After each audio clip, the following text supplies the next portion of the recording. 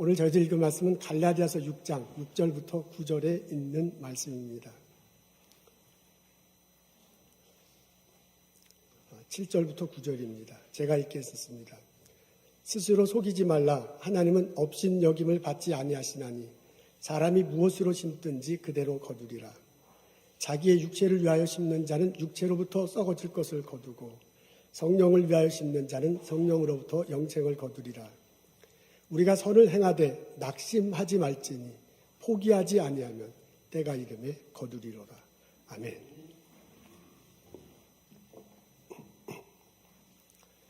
2007년 7월 아프가니스탄에서 깜짝 놀랄 일이 벌어졌습니다.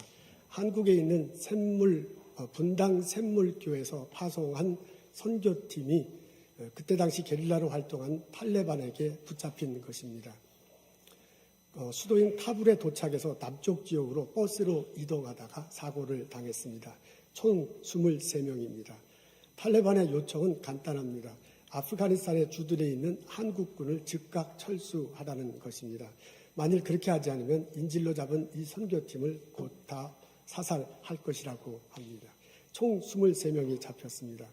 한국 정부가요 즉각 대응을 해요. 한국군은 연내에 다 철수할 것이다 라고 CNN을 통해서 발표를 하고요.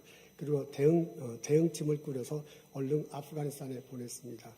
그 사이에 조건이 더 강화가 됐어요. 탈레반의 요구 조건이. 그때 당시에 아프가니스탄 정부군에 잡혀있는 탈레반 포로가 있는데 그 포로들하고 인질로 잡혀있는 이 선교팀하고 맞바꾸자는 것입니다. 근데 그거는 한국 정부가 할 수 있는 일이 아니잖아요. 그래서 아프가니스탄 정부에게 요청하고 이제 거의 이제 군은 미군이 장악하고 있으니까 미군에게 협조를 요청했는데 요지부동이에요. 절대로 그런 일은 있을 수 없다. 그 사이에 2명이 사살당합니다. 인솔자인 목사님하고 청년이 총에 맞아서 무참하게 살해당했습니다. 이게 사태가 급해지니까 한국 정부군에서요 특수부대를 보냈습니다. 실제로 보내서 그걸 구출하려고 했는데 이제 특수부대가 실제로 갔대요. 나중에 알려지는데 가서 지형을 살펴보니까 너무 지형이 험악하고 어디에 있는지 우리 그 선교팀이 있는지도 발견하기 어려울 뿐만 아니라 실제로 공격해 들어가더라도 군인들도 인질들도 많이 죽을 것 같은 그런 상황이었다 합니다. 그래서 실제로 부대가 가긴 갔지만 작전은 수행하지 못합니다. 이렇게 해서 시간이 흐르고 난 다음에 탈레반이 양보를 해요. 그러니까 탈레반 포로들과 인질 장벽을 포기하고 한국 정부에게 모종의 것을 요청했습니다. 그게 무엇이었는가는 공식적으로 나오진 않았습니다. 42일 만에 살아남은 사람들이 이제 한국으로 돌아올 수 있었습니다. 이 사건 이후에 한국 교계가 후폭풍을 맞습니다. 거기 가지 말라, 위험한데 가지 말라고 그러는데 왜 가느냐라는 그런 소리는 약과고요. 이번에 그 협상하는 과정에서 한국 정부가 상당히 많은 비용이 지출됐으니 너희 교회 팔아갖고 그거 갚아라라는 이야기도 서슴없이 나왔습니다. 이 사람들이 의료 선교를 하기 위해서 의료팀들이 갔고 그 다음에 아이들 사역을 위해서 아이들 교육을 위해서 아이들 사역팀이 갔는데 그런 의도와는 전혀 상관없이 혹시 놀러 간 게 아니냐 해서부터 뭔가 보여주려고 그냥 간 것이 아니냐라는 매도를 당하게 됩니다. 선행을 베풀려고 했지만 돌아온 것은 악행으로 포장되고 돌아오게 됐습니다. 이 사건으로 인해서 한국 교계는 상당히 낙심하는 상황이 벌어졌었습니다. 오늘 저희들은 갈라디아서에 있는 말씀을 읽습니다. 갈라디아 교회에 갈등이 생겼어요. 예수를 믿고 살고자 하는 애쓰는 사람들 외에 다른 의견이 들어와서 갈등이 생겼습니다. 율법주의자들이에요. 이 사람들이 율법 준수를 강조하면서요. 예수 믿고 신앙생활을 하려는 사람들을 자꾸 어려운 일을 주는 거예요. 그로 인해서 예수 믿는 사람들이 예수 믿고 살아가려고 하는 사람들이 많이 흔들리는 일이 벌어졌습니다. 이런 상황에 있는 갈라디아 교회에게 쓴 편지의 일부분 우리들이 읽습니다. 6장 9절에 이렇게 나와 있습니다. 우리 다 같이 읽겠습니다. 시작. 우리가 선을 행하되 낙심하지 말지니 포기하지 않으면 때가 이르매 거두리라 라고 했습니다. 사도 바울이 갈라디아 교인들에게 뭐라면 우리가 선을 행한다 라고 그렇게 말하고 있습니다. 여기서 선을 행한다는 것은 여러 가지 의미로 해석될 수 있지만은 그때 갈라디아 교회 상황과 갈라디아서 전체의 흐름 안에서 본다면 세 가지로 압축할 수 있습니다. 첫 번째는 뭐냐면 예수를 믿는 겁니다. 십자가 달시고 부활하신 예수님, 그분을 통해서 내가 구원받았다라고 고백하고 예수를 믿는 것, 그게 가장 기본적인 바울이 말한 선을 행하는 것입니다. 두 번째는 성령의 인도하심을 따라 살아가는 겁니다. 우리 갈라디아서 1장의 앞부분에 보면은 예수를 믿을 때 성령께서 내 마음에 오신다고 그러잖아요. 그리고 그 성령께서 십자가 되신 예수님을 이렇게 보여주신대요. 그리고 그 예수님의 인도하심을 따라 살게 하십니다.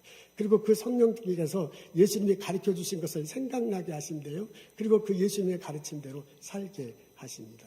그러니까 예수를 믿고 성령이 내 안에 오셔서 그 성령의 인도하신 대로 살아가는 것, 그것이 곧 갈라디아서서 바울이 말하는 선을 행하는 것입니다. 세 번째는 성령의 열매를 맺고 이웃들을 섬기며 이웃들과 더불어 살아가는 것입니다. 예수님을 내가 믿을 때 성령이 내 안에 계세요. 그리고 그 성령께서 활발하게 활동할 때 나의 삶 속에서 열매가 맺힙니다. 그 열매를 가지고 이웃들을 섬기는 거예요. 그 열매와 함께 이웃들과 더불어 살아가는 것입니다. 그렇게 사는 것이 곧 선한 것이다 라고 해석할 수 있습니다. 요약하면 이렇습니다. 예수님을 믿는 것, 성령님의 인도하심을 받는 것, 그리고 성령의 열매를 갖고 이웃들과 더불어 살아가는 것, 그것이 갈라디아에서 말하는 선을 행하는 것입니다. 바울이 이렇게 가르쳐주고 실제로 갈라디아 교회가 이렇게 교인들이 이렇게 살려고 하는데 이런 삶을 방해하는 사람들이 교회에 들어왔습니다. 율법주의자라고 성경에서 말하는 사람들입니다. 이 사람들은 율법 준수를 강조해요. 예수를 믿고자 하는 사람들한테 자꾸 율법을 준수해야 된다라고 그렇게 말하고 있습니다. 그래서 예수 믿는 것을 흐트러뜨리고요. 율법을 지키고 할례 받는 것으로 이렇게 자꾸 눈을 돌리려고 합니다. 성령의 인도하신 대로 살아가고자 하는 사람들에게요. 이게 자기의 욕심, 이게 바울의 용어로 표현하면 육체의 소욕대로 살게 해. 그걸 좀 더 풀어서 얘기하자면 내 욕심대로 살아가도록 자꾸 이렇게 자기도 모르게 이렇게 방향을 틀어잡는 거지요. 예수를 믿고 성령의 인도하심을 받고 성령의 열매를 맺으면서 살아가고자 하는 사람들에게 그게 아니라 육신의 소욕대로 살기 때문에 생기는 부산물들이 있어요. 그 부산물들을 자기도 모르게 사람들에게 퍼뜨리면서 살아가도록 하는 그런 분위기가 자꾸 생긴 것입니다. 그래서 예수를 믿고 성령의 인도하심 받고 성령의 열매 맺고자 사는 사람들을요. 그게 아니라 율법을 지키는 거다. 너의 육체의 소욕대로 너의 욕심대로 사는 거다. 그러다 생기는 부산물이 남들에게 피해를 주든 상관없이 그렇게 사는 것이다라고 가르치면서요. 이렇게 살려고 하는 사람들을 자꾸 낙심시키고 그렇게 하고 포기하게 하는 그런 분위기가 갈라디아 교회에 있었습니다. 그래서 그것을 듣고 사람들이 말하기를 그게 아니다. 예수 믿는 것이 중요하다. 성령의 인도하심 받아 사는 것이 중요하다. 성령의 열매를 받고 이웃들을 섬기며 더불어 사는 것이 소중한 것이다. 그게 선한 것이다. 그렇게 살아가다가 낙심하지 마십시오. 그렇게 살아가는 것을 포기하지 마십시오. 라고 바울이 갈라디아 교인들에게 말하는 것입니다. 이런 바울의 가르침, 이런 바울의 선포가 오늘을 사는 우리들에게도 선명하게 들리기를 주님의 이름으로 소원합니다. 오늘날 우리들이 살아가면서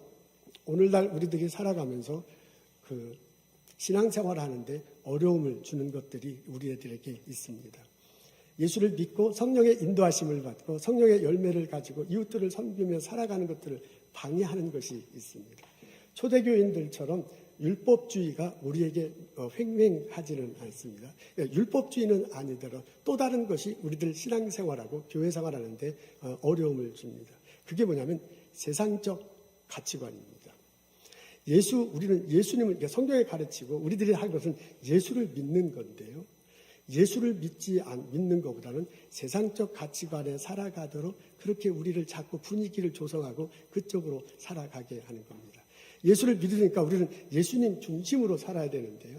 그거 말고 예수님 외에 다른 것들을 중심에 두면서 살아가도록 하는 그런 가치관, 문화입니다.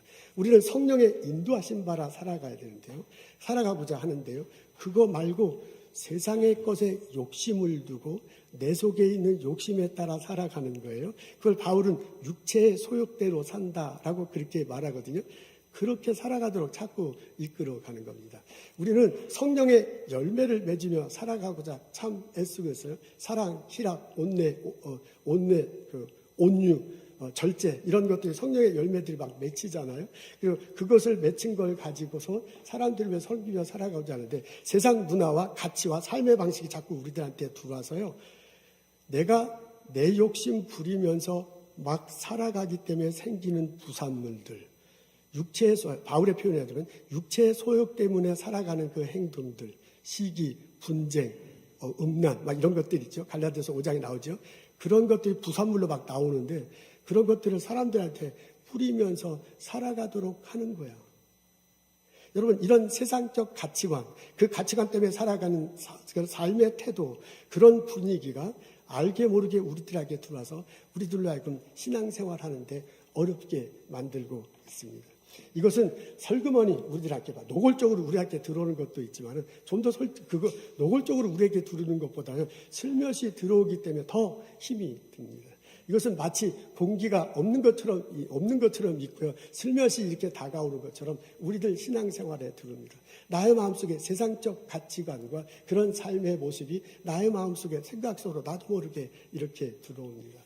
나도 모르게 교회 안에요. 세상적 가치관과 삶의 태도, 문화가 마치 이게 공기와 우리가 같이 사는 것처럼 나도 모르게 분리하게 살 수 없는 것처럼 우리 교회 안에 들어와서 막 자연스럽게 이렇게 살아가는 겁니다.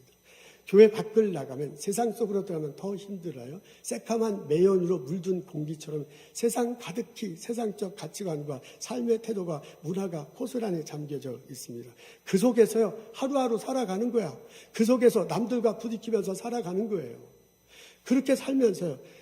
내가 예수님의 가르침이 있지. 내가 예수님을 믿지. 예수님의 말씀대로 성령의 인도하심을 따라 살아가는 거야. 성령의 열매를 맺으면서 이웃들을 섬기고 이웃들과 더불어 살아가는 거야. 라며 고백하고 살기는 너무너무 힘들어요. 그것이 우리들로 하여금 다른 사람들과 구별해서 좋은 건데 그것이 우리들로 하여금 다른 사람과 다르게 살아가기 때문에 내가 힘든 거야. 내 마음이 그것이 잘 안 되기 때문에 낙심할 때도 있어. 어떤 때는 다른 사람이 너만 왜 그렇게 우리는 구별되게 사는 건데 다른 사람을 때는 별나게 보는 거죠. 너는 왜 그렇게 사느냐라고 하면 비난으로 다가올 때 그때 우리가 굉장히 포기하고 싶은 그런 때가 참 많습니다. 그런 문화 가치관이 그런 문화가 그런 삶의 태도가 우리를 낙심케 만들고 우리로 하여금 포기하게 만들어요. 이런 우리들에게 사도 바울이 권면하는 것입니다. 낙심하지 마십시오. 포기하지 마십시오. 이런 바울의 권면이 이런 하나님의 음성이 오늘을 사는 우리들에게 선명하게 들리기를 주님의 이름으로 기도합니다. 하나님은 때가 이르면 열매를 거두십니다. 하나님은 하나님의 때를 정하시고 열매를 거두시는 분이십니다. 여러분, 자연 세계에는 봄, 여름, 가을, 겨울이 있습니다. 봄, 여름, 가을, 겨울을 따라서 농사를 지으면서 우리들은 살아갑니다. 봄이 되면 씨앗을 뿌려요. 여름이 되면 그것이 자랄 때 잘 관리합니다. 근데 그 관리할 때 바람 불 때도 있고 비가 올 때도 있고 해가 쨍 비칠 때가 있어. 맨날 해만 쨍쨍 비치는 게 아니라 비바람 몰아칠 때도 있는 거야. 그러면서 관리해야 돼요. 가을이 됩니다. 그러면 그 곡식의 열매가 맺히잖아요. 그 열매 맺힌 것을 가지고 우리가 먹거나 혹은 겨울을 위해서 준비합니다. 겨울이 되면 눈보라치고 어려운 시기가 되면 그 열매 맺은 것 가지고 먹고 우리는 살아갑니다. 봄, 여름, 가을 자연세계 안에 열매 맺는 시기를 하나님께서 주시고 우리로 하여금 그것을 먹으며 살아가게 하고 있습니다. 여러분, 이것들이요 우리 인간 세계에서도 고스란히 벌쳐집니다. 우리들 삶 속에서도 봄, 여름, 가을, 겨울이 있습니다. 우리는 봄이 돼서 씨앗을 뿌리는 시기 같은 그런 때도 있지요.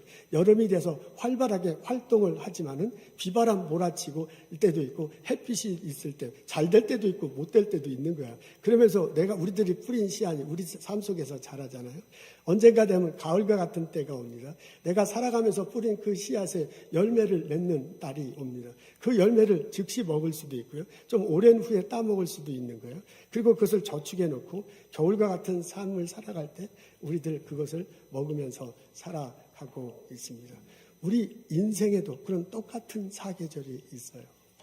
여러분, 자연세계의 사계절을 만드신 분이 하나님입니다. 인간세계의 사계절과 같은 우리 인간 세상을 하시는 분도 하나님이십니다. 하나님이 이 세상, 이 자연세계를 만드시고 주관하세요. 하나님이 우리 인간 세상을 만드시고 주관하세요. 하나님께서 자연세계에 봄, 여름, 가을, 겨울이 있게끔 하시고 때가 돼서 열매를 맺게 하십니다. 그 하나님이 우리 인간 세계에서도요, 봄, 여름, 가을, 겨울 같은 시기가 있게 하고 때가 되면, 하나님의 때가 되면 열매를 맺게 하시고 그 열매를 먹고 살아갈 수 있도록 하십니다.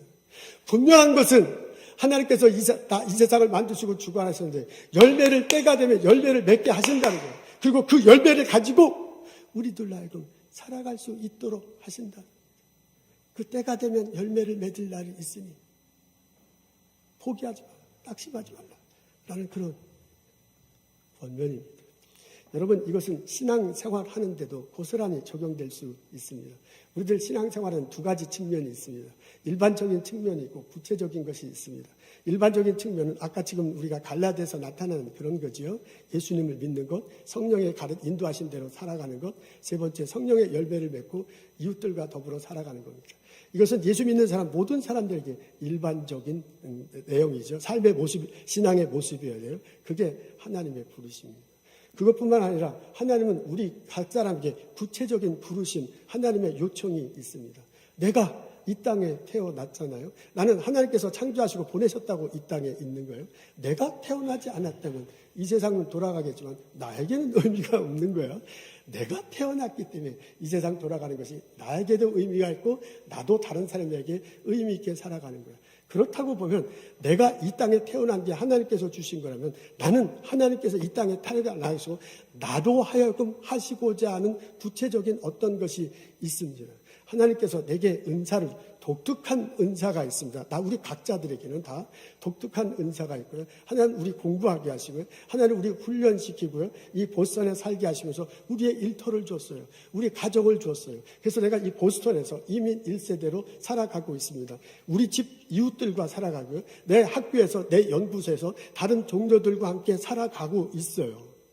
근데 우리가 이렇게 살아가고 있는데 내게 주신 그 어떤 은사, 그 다음에 그 훈련 이런 것 때문에 내 마음이 자꾸 끌리는 게 있어. 그렇게 예수님 이름으로 살아가면서 저것을 하고 싶다는 그런 생각이 들게 하고요. 그게 자꾸 마음이 그쪽으로 끌려. 저 사람을 내가 양육하거나 저 사람과 함께 더불어 살아야겠다고 자꾸 이렇게 마음이 끌리는 거예요. 그런 것들이 우리 신앙생활하는 데 있습니다. 우리 마음, 우리 속에서 활동하시는 이는 하나님이시니 그분의 기쁘신 뜻을 위하여 너희에게 소원을 주시고 행하게 하시니라. 빌립보서 2장에 나오잖아요. 그러니까 우리 마음이 자꾸 가는 게 예수님 안에서 마음이 가는 거죠. 예수님 안에서 자꾸 이렇게 마음이 가는 것은 내 마음이 가는 것도 있지만은 하나님께서 그 기쁘신 뜻을 나에게 두고 나의 소원과 더불어서 마음을 가게 하신다는 거예요. 아멘, 할렐루야. 그렇다고 본다면 내가 이렇게 보스턴에 이민 사역되면서 저것을 예수님 안에서 하고 싶다는 마음이 생길 때, 그 사람한테 자꾸 마음이 갈 때, 그건 하나님께서 주신 거예요. 그것은 사람마다 독특하게 다릅니다. 그것은 각자에게 다릅니다. 그것은 일반적인 게 아니라 나에게만 주어진 거예요. 그게 나의 신앙의 목표가 되잖아요. 그게 나의 신앙생활의 이유가 되잖아요. 그게 나에게서도 비전이 돼서 나를 붙들고 나를 이끌어 가잖아요. 근데 우리가 그 비전을 붙들고 신앙생활을 하려다 보면 참 햇빛 드는 데처럼 잘 될 때도 있어서 좋지만 그렇지 않을 때도 있는 거야. 비바람 몰아칠 때까지 지는 것처럼 너무너무 힘들 때가 있어. 저게 하나님께서 내게 부르시고 내게 요청을 주시고 지나가서 나에게 비전을 주신 거라고 고백하면서 사역에 감당하지만은 낙심이 돼. 결과가 나타나지 않아. 사람들이 비난해. 그래서 내가 포기하고 싶어. 이런 삶을 우리 신앙생활하다 보면 겪게 말해요. 이런 나에게 하나님의 바울을 통해서 갈라디아를 통해서 말씀해 주시는 것입니다. 하나님의 때가 있다. 하나님께서 결실을 맺게 한다. 그러니 그 하나님을 바라보고 낙심하지 마십시오. 포기하지 마십시오. 때가 이르면 결실을 맺을 것입니다. 라고 하나님께서 바울을 통해서 우리에게, 나에게, 지금 흔들리는 나에게, 지금 낙심하는 나에게, 지금 포기하고 싶은 나에게 하나님께서 말씀해 주고 계십니다. 그걸 마음으로 받고 그 말씀을 붙들며 신앙생활을 낙심하지 않고 신앙생활하는 나와 여러분 되시기를 주님의 이름으로 소원합니다. 요셉이 생각납니다. 형들이 이렇게 팔려갔잖아요. 애굽으로 갔는데 보디발 집에 잡혀가 거기서 집안의 모든 일을 감당해 아내 유혹을 받잖아요. 그것을 뿌리쳤는데 오히려 모함을 당합니다. 감옥소에 들어가서 있게 됐습니다. 갈라디아서에 있는 바울의 표현대로 하자면 육체의 소욕대로 살지 않고 성령의 열매대로 살려고 했는데 상황이 더 나빠졌어. 아니 그러면 잘 돼야지 왜 감옥에 가? 왜 모함을 당해? 낙심할 상황입니다. 포기할 상황입니다. 근데 요셉이 그렇게 하지 않잖아요. 그 마음께서 하나님이 주신 비전을 잡습니다. 자기 어린 시절에 하나님께서 보여준 비전이 있어. 그게 구체적으로 자기 삶을 통해서 어떻게 일어날지는 지금 몰라. 근데 분명히 하나님께서 주신 비전이 있다고요. 그래서 그것을 잡고 살아가기로 결심합니다. 하나님께서 은혜를 주셔 그 사람을 잡아주잖아요. 비전만 줄 뿐만 아니라 하나님께서 그 사람을 잡아줘요. 그래서 그 요셉이 거기서 이제 그 감옥에 들어가서 다시 이렇게 잘 활동하지 않습니까? 그리고 때가 되었을 때 총리 대신이 됩니다. 하나님의 때죠. 요셉이 생각하는 때가 아니죠. 우리가 성경 읽으면서 요 때가 됐네. 지금 창세기 그 때가 아니죠. 하나님의 때가 됐을 때 총리 대신이 됩니다. 그리고 그 요셉을 통해서 애굽 사람들이 삽니다. 이스라엘 무리들이 살아갑니다. 하나님의 뜻이 이루어져요. 그리고 모든 사람들이 주님께 영광 돌리는 사건들이 벌어졌습니다. 요셉이 낙심하지 않고요. 요셉이 포기하지 않고 하나님의 뜻을 붙들고 살아갔을 때 하나님의 때가 됐을 때 분명히 그 결실이 맺혀졌습니다. 여러분 사도 바울의 음성이 들립니까? 선을 행하다가 낙심하지 마십시오. 포기하지 마십시오. 때가 이르면 열매가 맺혀질 것입니다. 이 바울의 음성을 마음으로 받고 신앙생활하는 나와 여러분 되시기를 주님의 이름으로 축복하고 기도합니다. 아멘. 서우석이라는 사람이 있습니다. 라는 분이 있습니다. 이분이 1984년도에 미국에 이민을 왔군요. 한국에서 쪽방촌에서 아주 가난하게 살았대요. 미국에 가면 잘 살 수 있을 거다라는 희망을 가지고 아버지가 막 결혼 예품 다 팔아가지고 미국에 왔는데 오자마자 다음 날 닭튀김에서 이제 스몰 비즈니스 하는 거죠. 닭튀김 집에 가서 이제 튀기고 살았는데 이게 그냥 생활이 안 풀리는 거예요. 한국에서도 먹고 살기 힘든데 미국에 가서도 더 먹고 살기가 힘들어요. 나중에 보니까 의사가 되면 돈을 많이 벌 수 있을 것 같아요. 그래서 20대 후반에 의과대학에 들어갔는데, 의과대학원이죠. 들어갔는데, 들어가서 1년 공부하는데 아버지가 간암으로 돌아가셨어. 그래서 식구들이 먹고 살 길이 막막해진 거야. 그래서 이제 공부를 때려치고 할 수 없이 가족들을 부양하기 위해서 스몰 비즈니스를 시작했는데, 이게 어떻게 된 게 하는 족족 망해버려요. 그래서 나중에는 이 파탄이 일어나게, 경제적으로 이제 파산 신고를 할 수밖에 없는 상황이 됐습니다. 더 이상 어떻게 살 길이 막막해져야 미군에 지원합니다. 의과대학원을 다닌 경력이 있기 때문에 미군 의무병으로, 미국 군인이죠. 의무병으로 들어갑니다. 2009년 1월 달에 처음 파병을 됐는데 그게 아프가니스탄이에요. 아프가니스탄에 가보니까 와, 어쩜 이렇게 사람들이 못 사느냐, 이게 이렇게 사람들이 살 수 있는가 깜짝 놀랄 정도로 그 사람들이 살아가기가 어려운 상황에 있습니다. 근데 그 의무병은 미국 군인들과 활동하는 사람들은 고쳐주는데 그 외 사람들은 이 치료를 하면 안 되는가 봐요. 그런데 어느 날 3일 걸려 먼 마을에서 할아버지가 다리가 아프다고 고쳐달라고 찾아왔어요. 근데 그 사람은 고쳐주면 안 되는데 찾아왔는데 다리가 아프다고 찾아왔는데 신발이 없어가지고 맨발로 하고 와서 고쳐달라는 거예요. 그래서 그 사진을 찍었네요. 이제 저게 이제 그 할아버지의 사진입니다.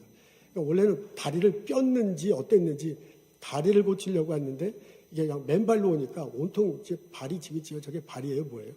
그래서 이제 고쳐주면 안 되는데 할아버지가 이렇게 찾아와서 이제 할 수 없이 이제 이 사람을 치료해 줍니다.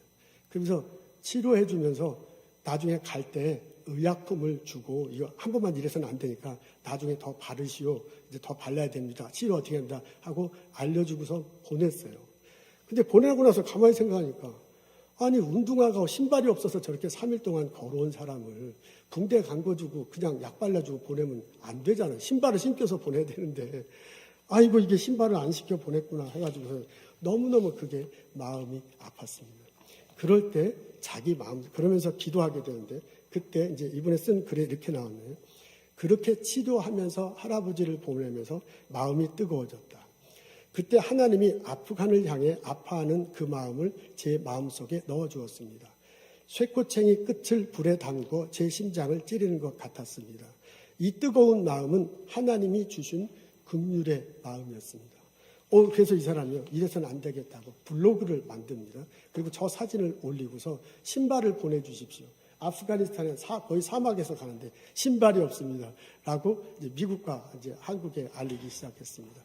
그랬더니 이제 신발이 이렇게 왔는데 신발뿐만 아니라 이제 옷도 오고요. 그리고 어린 학생들을 위한 가방도 오고 했습니다. 너무 많이 날 정도로 감사하게도 많이 왔어요. 그래서 저게 이제 미국에서 보낸 이 가방이네요. 가방을 아프가니스탄 어린 아이들에게 나눠주는 장면입니다. 2014년에 군대를 제대합니다. 제대하고 나서 아프가니스탄에 가서 헌신하기로 결심합니다. 선교 단체를 만들었어요. 그 NGO를 만드는데 힘 펀드 코리아라는 단체 이름이 그렇군요. 그러면서 그 단체를 세워서 한국과 미국에서 펀드를 모아가지고 본인이 아프가니스탄에 가서 이제 사역을 하는 겁니다. 대상은 그 주로 과부들하고 고아원입니다. 이게 오랜 내전이 있었기 때문에 과부들이 참 많대요. 그리고 이제 고아들이 많은 거예요. 그 사람들을 위해서 사역을 합니다. 근데 이분들이 거의 대부분 문맹이래요. 자기네 나라 말을 읽고 쓰지를 못하는 거야. 그래서 미국인이죠. 코리안 아메리칸이죠. 이 사람이 가서 그 나라 말을 이제 가르쳐주고 다른 사람들 말을 가르쳐주도록 하고요. 산수, 진짜 산수예요. 더하기 빼기. 이런 것도 모른다니까 산수를 가르쳐줍니다. 그리고 재봉틀 사역을 많이 했다고 그래요. 거기가 이제 옷이 좀 우리랑 조금 많이 다르잖아요. 그게 이제 재봉틀로 하면 금방 하는데 그 재봉틀을 손으로 하자고 재봉틀을 하면 금방 만드는데 그러면 수입이 아주 상당히 좋대요. 그래서 과부가 어린아이들 몇하고 한 달 살기에 적절하대요. 그래서 이제 그 재봉틀 사역을 하는데 전기가 안 들으니까 손으로 돌리는 거나 발로 하는 재봉틀을 미국에서 한국에서 사가지고 가서 저기서 어떻게 돌리는 거다, 옷 만드는 거 알려주고, 그 다음에 이제 그 과정을 마치는 사람한테 재봉틀을 주고, 이제 그것을 가지고 살아가게 하는 것입니다. 그리고 기본적인 의료시설, 그래서 우리 의사, 변호사들 이런 게 아니고, 우리 위생시설이 막 환자열하고 그런 개념이 전혀 없으니까, 그 위생 개념, 이런 것들을 가르쳤다고 합니다. 그래서 이렇게 하면서 처음엔 사역을 했는데, 나중에 보니까 이렇게만 해서는 안 될 것 같아요. 좀, 그렇게 살고 아주 어려운 사람들이 모여서 공동체로 하면 좋겠다 해가지고요. 이제 공동체를 형성해서 같이 살게 됐답니다. 그러면서 이제 이런 사역을 하게 됐는데 작년에 더 큰 사건이 벌어졌어요. 탈레반이 정부군을 몰아내고 아프가니스탄을 완전히 장악해 버린 것입니다. 그렇게 되니까 그 탈레반이 한 것 중에 뭐냐면 외국인과 밀접하게 접촉한 사람들을 색출해 나가고 감옥에 가두거나 탄압하고 이제 죽도록 하고 그러는 거죠. 그래서 여러분 다 신문에 봐서 알겠지만 세계 각국에서 비행기 띄워가지고 막 그 사람들 후송했잖아요. 그래서 이 서우석 선교사님도 생각해 보니까 자기하고 밀접하게 있던 사람들이 감옥에 가거나 죽게 생겼어요. 그 사람 숫자가 102명이라고 합니다. 그래서 이 102명을 어떻게든 아프간에서 떠나게 해야 돼요. 그 중에 202명. 제가 숫자가 102명 107명, 숫자가 틀렸네요.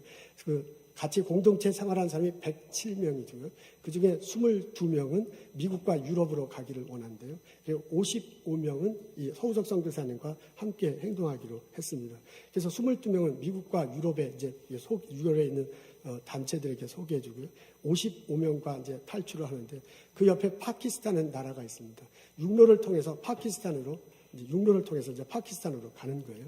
근데 그때 당시에 파키스탄은 아프가니스탄 사람들에게 대해서 한 달만 비자를 줬대요. 한 달 동안에 다른 나라를 가거나 그렇지 않으면 다시 아프가니스탄으로 돌아가야 돼. 아프가니스탄에 돌아가면 죽는 거지요. 그래서 이제 55명이 한꺼번에 온 게 아니고 30명 오고 나머지 나중에 오고 막 그랬는가 봐요. 그리고 한 달 사이에 외국으로 가야 되는데 이게 막 수소문해 보니까 브라질에서 이 55명을 난민으로 받아주겠다고 연락이 왔습니다.